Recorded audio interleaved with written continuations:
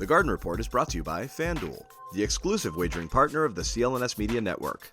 All right, Celtics out here doing a bunch of work, bunch of front office personnel here, a bunch of coaches. As we said, I ran the Sam Cassell Joe's way for a few minutes. He's having a good time out here. That's my dude. How's he doing? He must be excited. He's good. He's enjoying himself out here. And, I said, are Pierce and Garnett going to be around a little bit more next year with you back? He's like, yeah, you know it. So I talked to him for a second. I think Charles Lee's out here. Joe's out here. I haven't run into him yet. Maybe we'll talk to him at practice this week or whatever. But don't let Joe avoid you, Bobby. All right, don't let him. Brad Joe, will talk this week.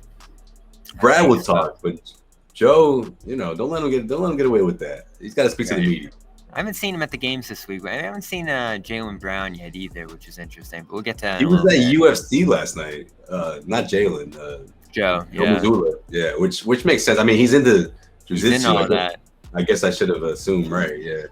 So the Celtics were one of a number of teams at John Wall's private workout here. And yes, there are a number of players out here working out, some surprising names. I saw Harry Giles, Dion Waiters, among others. They want to be in front of these teams. They want to show that they can still belong in the league. Wall did not play for much of last year. He had a awkward stint with the Clippers that they ended up shifting into Russell Westbrook, interestingly enough. After moving off Wall's contract in a trade deadline deal, and Wall didn't play the rest of the year. He hasn't played a lot since that Achilles tear. He hasn't looked great, but this is a guy who has passed well, who it would bring a veteran presence of some sort, and I'm sure it would be in that Blake role, Joe's way, where he wouldn't be playing a ton. Maybe he'd get some spot starts for his time, and show that he can still belong in this league because he is still relatively young and a guy who should still be in the NBA somewhere, but has really struggled to find footing since that injury. Yeah, no, he has. I like the way you put that, Bobby. In that type of role, a Blake Griffin of the backcourt type of role, I don't hate it. And that's for a couple of reasons. One, Malcolm Brogdon. I know a lot of Celtics fans are saying, man, people have been really cruel about wanting him to get traded and about assets and all that stuff. But at the end of the day, his health is going to be a concern. And it's the same thing going into this year. I know last year it wasn't throughout the regular season, but when it mattered the most, it was, right? The Eastern Conference Finals, he just wasn't himself, and it was an injury that plagued him, right? That plagued his performance. So I feel like with someone like John Wall, if something like that happens, it's like an insurance policy for him, right? You have someone that can come in there, give you points, score, had that weapon off the bench that you can rely on for, let's say 13, 15 minutes a game. I wouldn't mind that, but I don't think he solves in terms of what this team is looking for overall, whether it's a playmaker or someone that can come up with defensive stops. I mean, I just think at this stage of his career, that's just not who he is. And, that's a void that has to be filled in some regard when you're talking about taking someone like Marcus Smart off the team.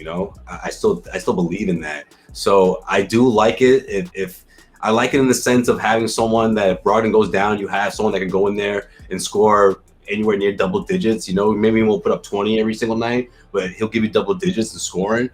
But I don't like him. I don't like the idea of him, being like a 20-minute guy, being one of the first guys off the bench, a similar role than what we saw with the Clippers.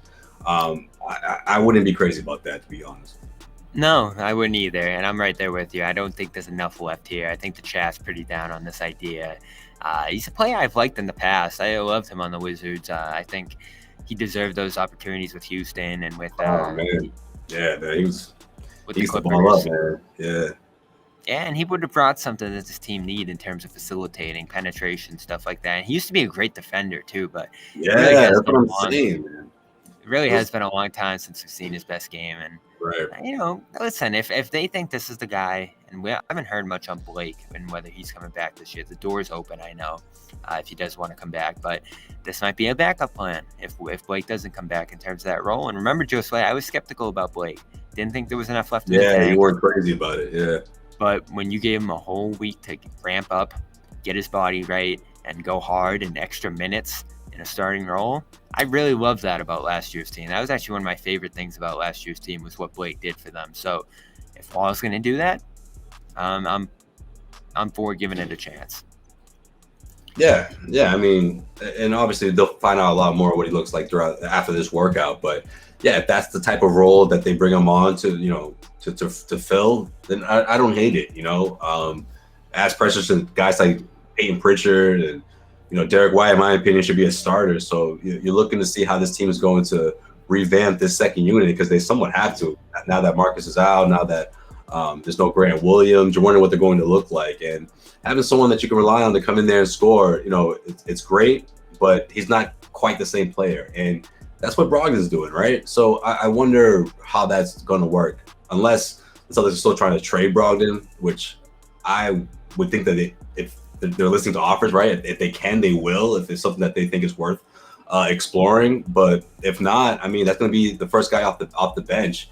And I don't know if John Wall would actually would I don't know, like help the situation. No, if you're counting on him, if you're counting on him to fill that role, and he's playing anywhere near 20 minutes, and he's one of the first ones off the bench, I don't know if that's where he's at right now in his career. I want to see what Peyton Pritchard looks like. I want to see, that yeah, I was gonna say that battle for that because he's in the mix too, right? I mean, you can't forget about him. We have 4 point guards in front of him. Hopefully, we'll see. We'll get a glimpse of him in Vegas, but he's someone who's going to challenge Peyton Pritchard for that role for sure.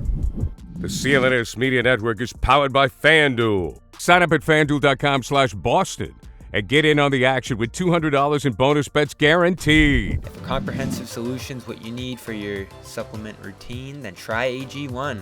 You get a free year supply of vitamin D, 5 free travel packs of AG1 with your first purchase. Just go to drinkag1.com/garden. Make sure you hit that. drinkag1.com/garden. Check it out. That's AG1.